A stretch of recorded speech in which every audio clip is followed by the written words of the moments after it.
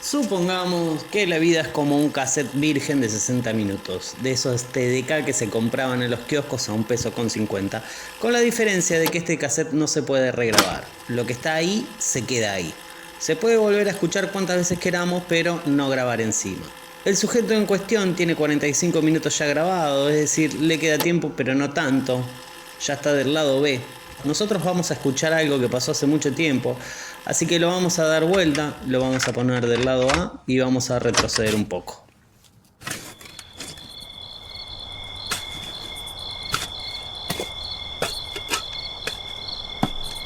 Esa noche no eran estrellas, no eran un mito, no eran el sueño húmedo de ninguna discográfica, no eran ex amigos, simplemente eran dos jóvenes borrachos en un cementerio a las 2 de la madrugada.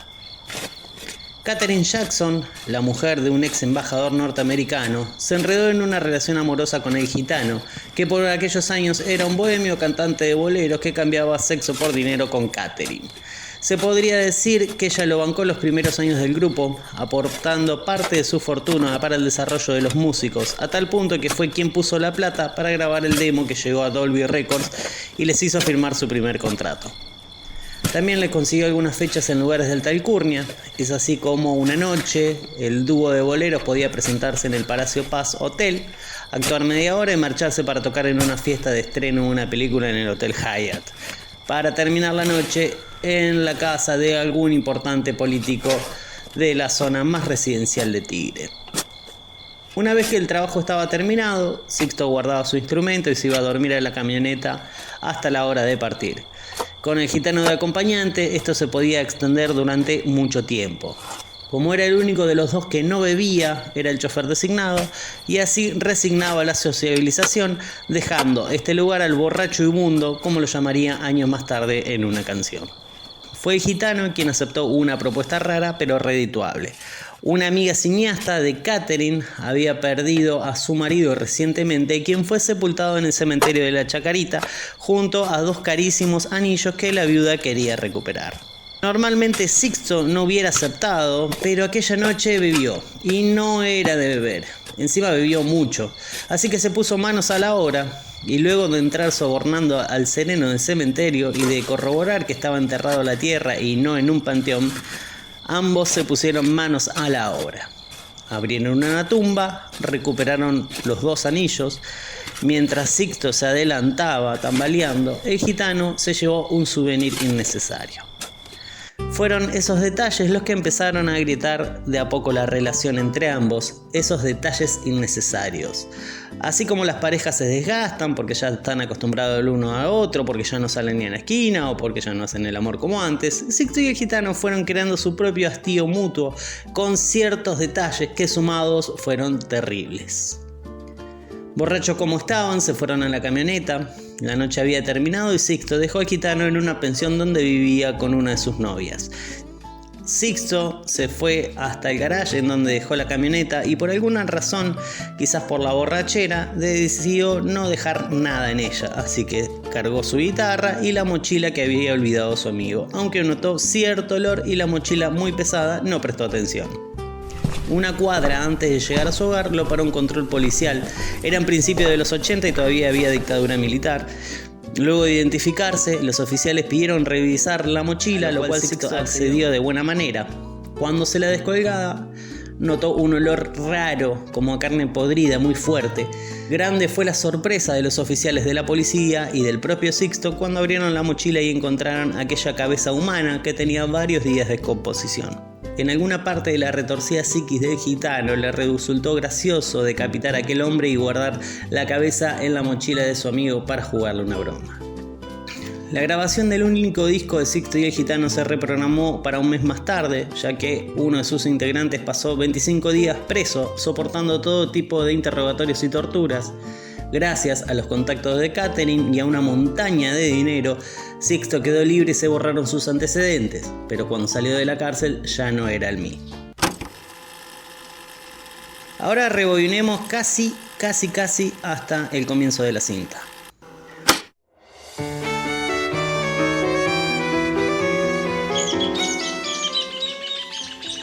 Juan Ramón Méndez nació hace ya mucho tiempo en un pueblo perdido de la provincia de Buenos Aires llamado Norberto de la Riestra, A los pocos días de nacer perdió a su madre, no porque falleciera, sino porque se fugó de inmediato apenas tuvo el alta del hospital, dejándolo a cargo de Herminio Méndez, su padre, un jugador mujeriego y empedernido bebedor que se ganaba la vida como peón de campo. Una extraña fama precedía a Herminio. Según se comentaba en el pueblo, varios de sus patrones lo encontraron en distintas ocasiones comprometido con ovejas. Eran otros tiempos y otro contexto. Eso de alguna manera explicaría la desdichada vida amorosa de Herminio, quien tuvo 7 hijos con 7 mujeres distintas. Todas, absolutamente todas, lo abandonaron, acrecentando aún más su fama de persona rara.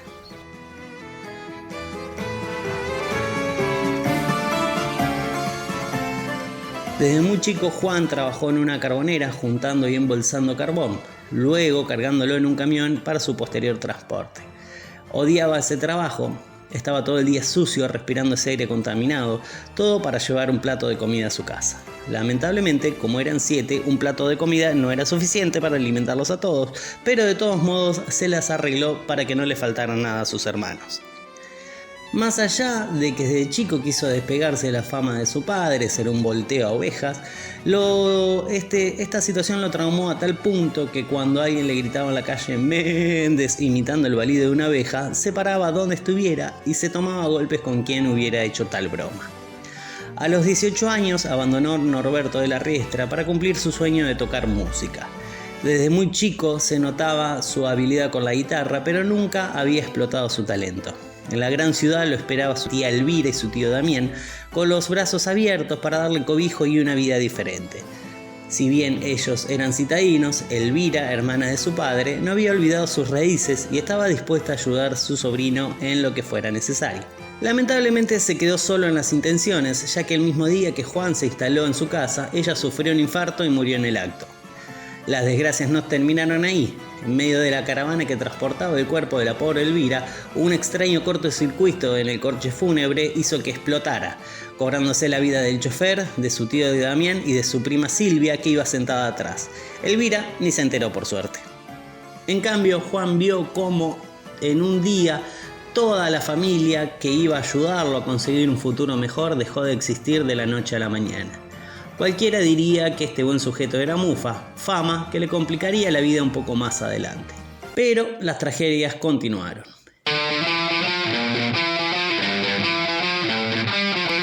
El banco embargó la propiedad de sus tíos por una hipoteca impaga y el futuro músico se quedó solo en medio de una ciudad hostil. Durmió un par de veces en los bancos de las plazas hasta que un día se despertó y un vagabundo le estaba orinando encima.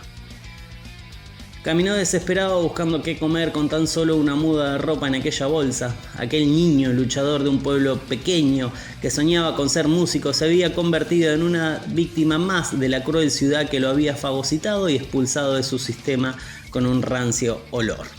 Hasta que su suerte cambió por arte de magia.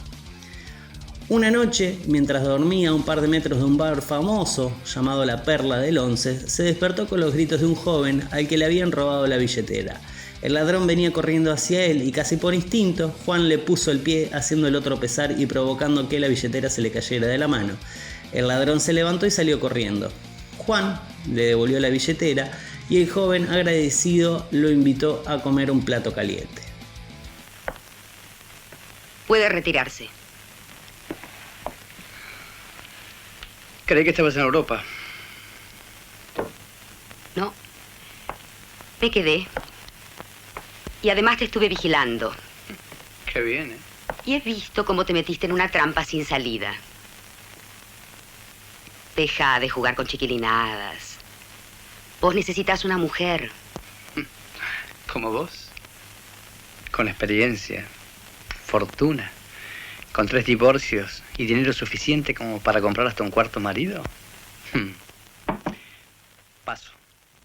Si bien La Perla del Once era famosa por ser cuna de bohemios, intelectuales y rockeros desde el principio de los 60, muchos de los habitués no eran músicos de rock, pero compartían ese aire y esa escena que se respiraba en ese ambiente lleno de cultura. Te vas a arrepentir. Juan le dijo a aquel desconocido benefactor que también era músico, aunque nunca había tenido la posibilidad de demostrarlo. El joven le acercó una guitarra y Juan la tocó de manera magistral. Creo que no volverá. ¿Cómo te llamás?, preguntó el joven. Juan, dijo él. ¿Juan? ¿Juancito? Juan Sixto, bromeó.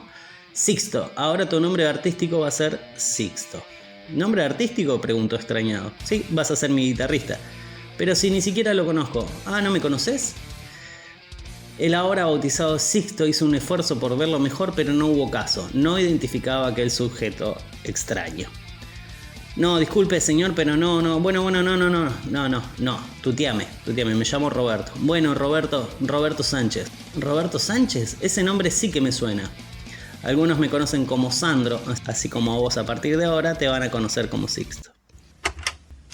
Este mismo cassette lo vamos a poner del lado B y le vamos a dar play.